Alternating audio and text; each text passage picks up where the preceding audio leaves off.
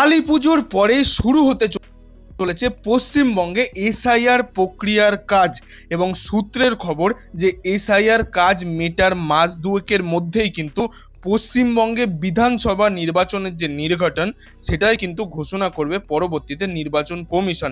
এবং এক্ষেত্রে অনেকের মনেই প্রচুর প্রশ্ন রয়েছে যে এসআইআর এর ক্ষেত্রে কোন কোন নথি যোগ্য।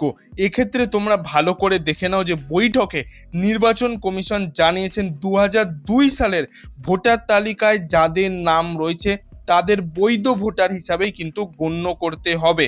ওই তালিকায় নাম না থাকলে কমিশন নির্ধারিত প্রামাণ্য নথিগুলো যে কোনো একটি নথি জমা দিতে হবে, তবে শুধু আধার কার্ডকে প্রামাণ্য হিসাবে বিবেচনা কিন্তু করা হবে না।